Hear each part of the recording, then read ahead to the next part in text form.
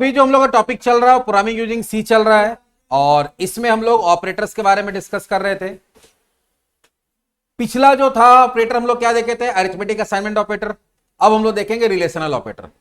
Relational operator एक ऐसा operator है जो बाइनरी ऑपरेटर में ही आता है, जिसको काम करने के लिए क्या चाहिए, दो ऑपरेंड चाहिए। जैसे अरिथमेटिक ऑपरेटर को काम करने के लिए मिनिमम दो ऑपरेंड, मिनिमम मैक्सिमम जो भी है दो ही ऑपरेंड चाहिए।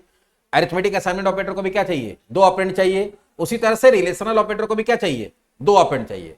अभी तक हम लोग क्या देखे कि जो अरिथमेटिक ऑपरेटर है दो नंबर वैल्यू ले रहा है, दो नंबर ले रहा है और कैलकुलेशन कर रहा है, नंबर ही रिटर्न कर रहा है। अरिथमेटिक असाइनमेंट ऑपरेटर भी क्या कर रहा है, दो नंबर ले रहा है, नंबर ही रिटर्न कर रहा है। लेकिन ये जो है ये दो नंबर लेगा और एक बुलियन वैल्यू देगा। क्या देगा, बुलियन वैल्यू। बुलियन वैल्यू क्या होता है, ट्रू या फॉल्स। मतलब ये दो नंबर लेके आपको रिटर्न करेगा बुलियन, मतलब या तो ट्रू या तो फॉल्स। इसका यूज क्या होता है, दो वैल्यू को कंपेयर करने के लिए या दो वैल्यू के बीच में रिलेशनशिप निकालने के लिए। इसलिए इसको बहुत जगह कंपैरिजन ऑपरेटर भी बोला जाता है, बहुत जगह रिलेशनल ऑपरेटर भी बोला जाता है। अब रिलेशन क्या निकालेगा, तो रिलेशन तो यहां चाचा मामा फूफा वाला होगा नहीं।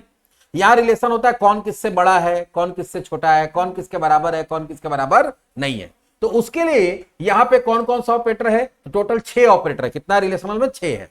Less than, greater than, less than और इक्वल्स टू, ग्रेटर देन और इक्वल्स टू, इक्वल्स टू और नॉट इक्वल्स टू।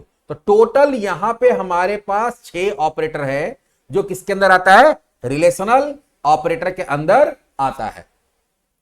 पहला ऑपरेटर जो लेस देन है, जो क्या करता है, पहला ऑपरेंड को चेक करेगा कि दूसरे वाले से उसका वैल्यू छोटा है या नहीं है। जैसे अगर x लेस देन y देंगे तो अगर x का वैल्यू y से क्या है, छोटा है तो ट्रू देगा, और नहीं है तो क्या देगा, फॉल्स देगा। तो पहले वाले को दूसरे वाले से कंपेयर करता है और उसके बेस पे रिजल्ट बनाता है। तो अगर मान लो एग्जांपल से समझाएगा, नोटपैड के अंदर खोल के दिखाते हैं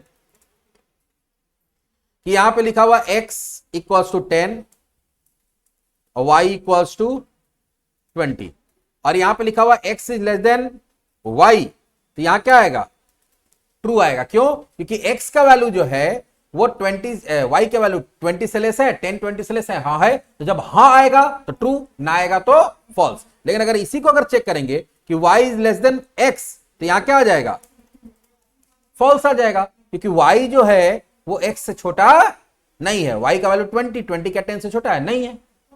अच्छा, अगर ऐसा देते हैं तो ये हो गया लेस देन। उसी तरह से अगर ग्रेटर देन है तो अगर देंगे कि x is less then y, तो नहीं, 10 जो है वो क्या है, एक ग्रेटर देन देना ना, सॉरी, 10 जो है वो क्या 20 से ग्रेटर है, नहीं है, तो यहां क्या आएगा, फॉल्स। लेकिन अगर हम लोग देते हैं कि y is greater then x, तो क्या आएगा, ट्रू। क्लियर है। इन केस अगर हम यहां पे दोनों का वैल्यू 20 कर देते हैं तो क्या होगा मालूम है, सब में फॉल्स आएगा। सब में क्या आएगा, फॉल्स, क्योंकि 20 20 से छोटा है, नहीं, 20 20 से बड़ा है, नहीं, 20 20 से बड़ा है, नहीं, या 20 20 से बड़ा है, नहीं। तो सब में क्या आ जाएगा, फॉल्स। तो अगर इक्वल रहेगा तो ग्रेटर देन लेस देन सिर्फ यूज करें तो क्या आएगा, सब में फॉल्स आएगा।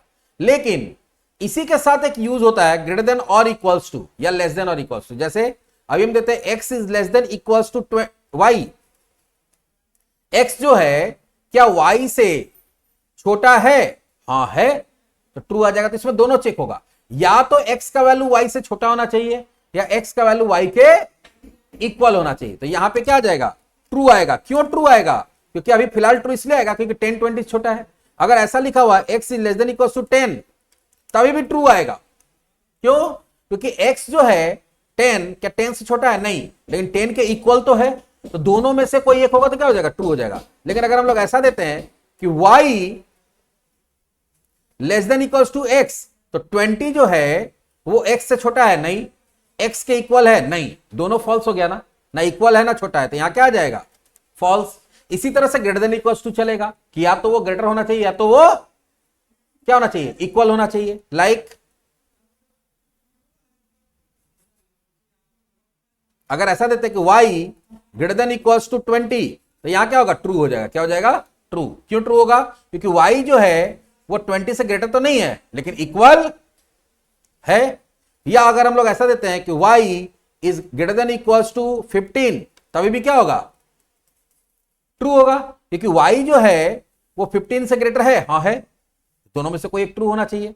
लेकिन अगर ऐसा देते हैं कि y is greater than equals to 30, क्या y जो है वो 30 से ग्रेटर है, नहीं, 30 की इक्वल्स नहीं, तो यहां क्या आ जाएगा? फॉल्स। तो greater than, less than, greater than और equals to, less than equals to.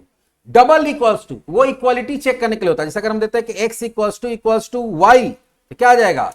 False, क्योंकि 10 इक्वल्स टू 20 नहीं है। लेकिन अगर देते हैं x इक्वल्स टू 10, तो क्या आ जाएगा?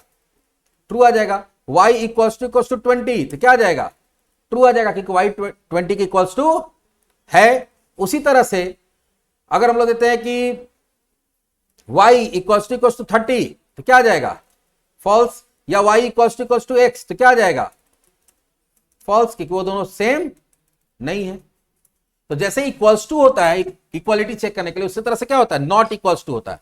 जो अगर वैल्यू दोनों बराबर नहीं रहेगा तब तो ट्रू आएगा, अब बराबर रहेगा तो क्या होगा? फॉल्स आ जाएगा। जैसे अगर देते हैं कि x is not equals to y, yes 10 is not equals to 20, तो यहां क्या हो जाएगा? ट्रू। लेकिन अगर देंगे x is not equals to 10, तो यहां क्या आ जाएगा? फॉल्स, क्योंकि वो तो 10 के इक्वल है। तो ये तुम्हारा क्या होगा कि अगर तुम्हारा इक्वल होगा तो फॉल्स होगा, और अगर इक्वल नहीं होगा तो क्या होगा? ट्रू होगा। तो हमारा रिलेशनल ऑपरेटर कौन सा? Less than, greater than, less than equals to, greater than equals to और नॉट इक्वल्स टू। और इसका यूज हम लोग कब देखेंगे? जब हम लोग इसके बाद ये चैप्टर जब खत्म होगा हमारा ऑपरेटर वाला, उसके बाद हम लोग क्या देखेंगे? कंडीशनल कंस्ट्रक्ट और लूपिंग कंस्ट्रक्ट। तो वहां पे इसका उपयोग आएगा, तो हम लोग वहां पे देखेंगे। तो चलिए, ये भी ऑपरेटर हमारा खत्म। अब बच गया हमारा लॉजिकल ऑपरेटर, और कुछ स्पेशल ऑपरेटर होता है जैसे साइज ऑफ, टाइप ऑफ, ठीक है, वो हम अगले सेशन में बताएंगे।